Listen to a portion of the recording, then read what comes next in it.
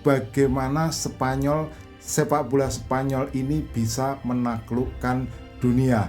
Menurut saya ada dua kunci yang paling penting. Yang pertama adalah kontinuitas kepelatihan.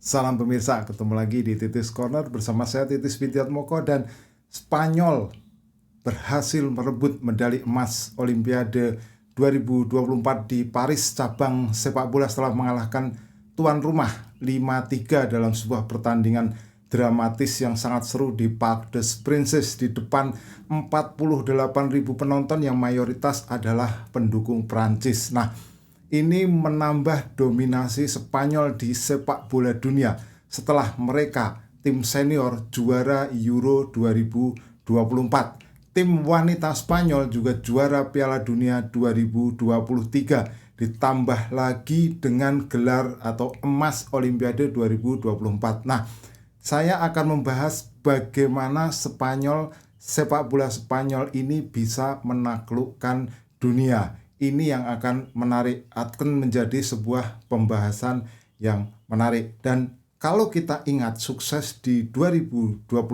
ini artinya adalah 28 tahun setelah terakhir kali mereka meraih emas pada waktu itu Olimpiade 92 di Barcelona.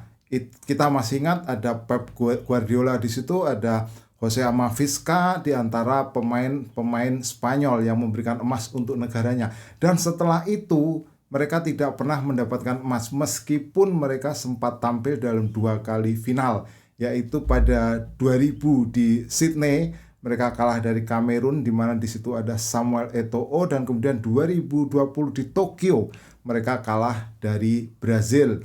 Ya, di situ misalnya itu 3 tahun yang lalu ya, ada misalnya Martinelli yang memperkuat Brazil. Nah, Eropa juga tidak pernah mendapatkan gelar atau emas Olimpiade setelah 28 tahun ya. Kalau kita lihat atau kita runut emas Olimpiade itu setelah terakhir Spanyol 92, 96 itu adalah Nigeria ya di Atlanta waktu itu. Kemudian 2000 itu adalah Kamerun, itu masih ada Samuel Eto'o. Kemudian 2004 itu ada Argentina ya, ada Carlos Tevez, Javier Mascherano. 2008 ada Mascherano, ada Lionel Messi. Kembali Argentina mempertahankan emas. Kemudian pada 2012 itu adalah Meksiko ya, Carlos Salcido salah satu antaranya bintangnya. 2016 adalah Brasil, 2020 kembali Brasil, dan sekarang gelar itu kembali ke Eropa setelah 28 tahun. Nah, kalau kita lihat dominasi Spanyol ini ya luar biasa. Dari 27 final ya, saya membaca di catatan dari BBC, dari 27 final Piala Dunia, Piala Eropa, Liga Champions atau Liga Eropa yang melibatkan tim Spanyol itu 27 diantaranya berakhir dengan kemenangan untuk tim Spanyol. Ya, tidak hanya di sepak bola pria, di sepak bola wanita juga akhir-akhir ini Spanyol sangat merajai ya, termasuk Barcelona menjadi juara Liga Champions wanita ya. Jadi tim wanita Spanyol juga juara Piala Dunia.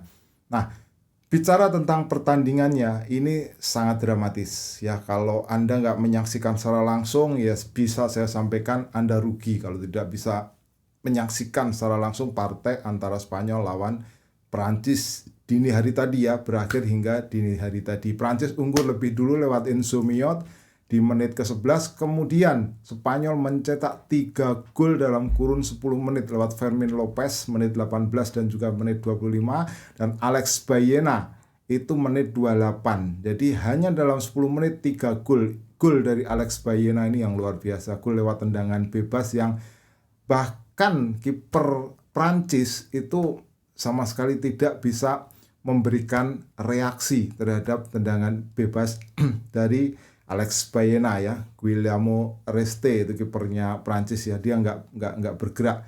Nah, kita melihat ya setelah itu Prancis mengurung pertahanan Spanyol dan mereka berhasil memperkecil ketinggalan lewat Agliouche di menit 79, dan Masih ingat Anda final Piala Dunia 2022 ketika Mbappe menyamakan kedudukan 3-3 lewat penalti, dan itu terjadi kembali pada menit-menit atau detik-detik terakhir pertandingan. Jean-Philippe Mateta mencetak gol yang membuat Prancis menyamakan kedudukan menjadi 3-3 sehingga dilanjutkan dengan perpanjangan waktu. Dan di perpanjangan waktu, pemain asal Rayo Vallecano, Sergio Cameo, ini menjadi bintang dengan 2 golnya, yaitu di menit ke 100 dan menit ke 121. Nah, sekarang kita akan bahas bagaimana Spanyol bisa menguasai dunia. Menurut saya ada 2 kunci yang paling penting. Yang pertama adalah kontinuitas kepelatihan. Ya, kalau Anda tahu di tim senior, Luis de la Fuente itu yang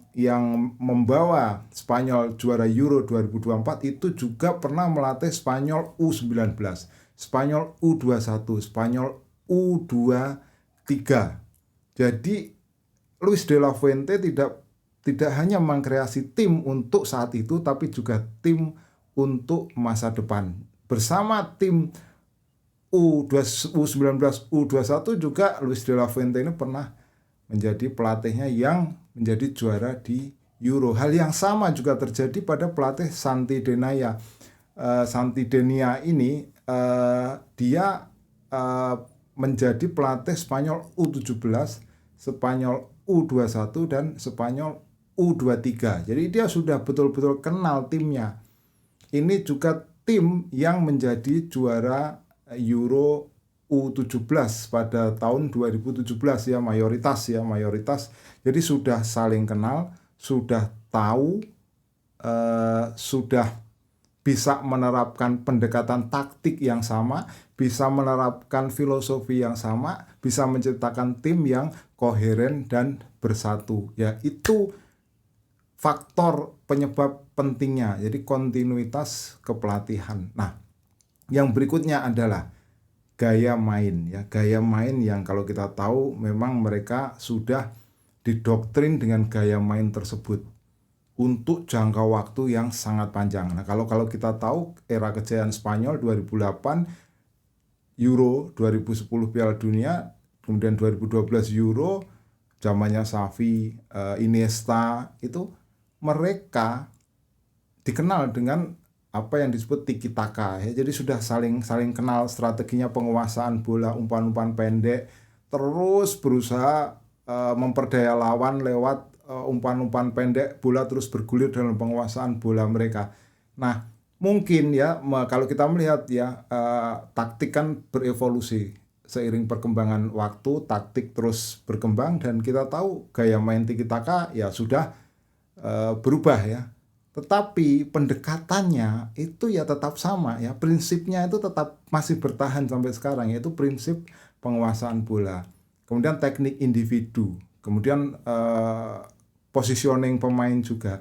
Jadi karena prinsip yang sama ya, kita bisa lihat tim-tim Spanyol ya, mereka banyak sekali memiliki pemain yang posturnya kecil ya, posturnya mungil, bukan pemain yang secara fisikal sangat strong ya, tetapi karena prinsip umpan-umpan pendek itu masih bertahan ya, pemain seperti itu masih bisa stand out gitu. Dan para pemainnya dari usia muda sampai usia senior itu sudah familiar dengan sistemnya itu.